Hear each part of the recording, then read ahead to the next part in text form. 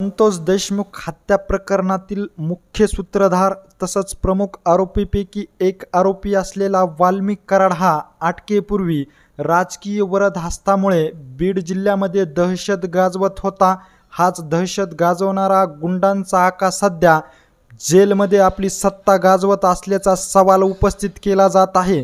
ह्या मागे प्रश्न उपस्थित करण्याचं कारण काय आहे तेच आपण ह्या पुढील व्हिडिओच्या माध्यमातून जाणून घेऊ।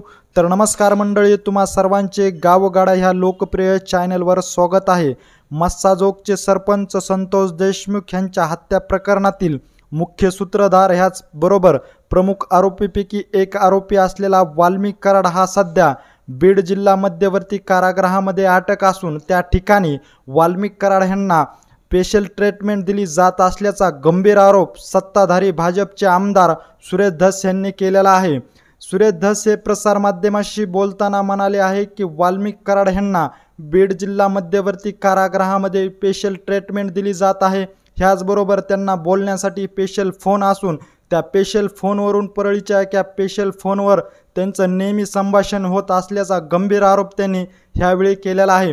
पुढे बोलताना सुरेश धस म्हणाले आहे की बीड जिल्हा मध्यवर्ती कारागृहामध्ये वाल्मिक कराड यांना स्पेशल जेवण देखील दिलं जात आहे। ह्याचबरोबर कारागृहातील काही अधिकारी कर्मचारी देखील त्यांना सहकार्य करत असल्याचा खळबळजनक आरोप त्यांनी ह्यावेळी बोलताना केलेला आहे। ह्यामुळे बीड जिल्हा मध्यवर्ती कारागृहातील प्रशासन व पोलीस प्रशासनावर देखील आता प्रश्नचिन्ह निर्माण होताना पाहण्यास मिळत आहे।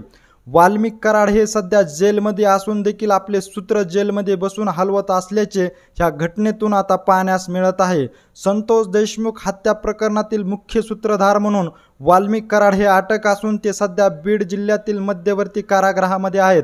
त्या ठिकाणी वाल्मिक कराड यांना स्पेशल ट्रीटमेंट देखील दिली जात आहे। ज्या पद्धतीने वाल्मिक कराड हे हत्याकांडापूर्वी बीड जिल्ह्यामध्ये आपली दहशत गाजवायचे त्याच पद्धतीने आता जेलमध्ये देखील आपली सत्ता गाजवत असल्याचे पाहण्यास मिळत आहे। एकंदरीत ह्या सर्व घडामोडीविषयी नेमकं तुम्हाला काय वाटतंय हे आम्हाला आमच्या कमेंट बॉक्समध्ये नक्की कळवा। आणि अशीच अपडेट जर तुम्हाला वेळोवेळी जाणून घ्यायची असेल आणि तुम्ही अजूनही आमच्या चॅनलला जर सबस्क्राईब केलं नसेल तर नक्की सबस्क्राईब करा। धन्यवाद।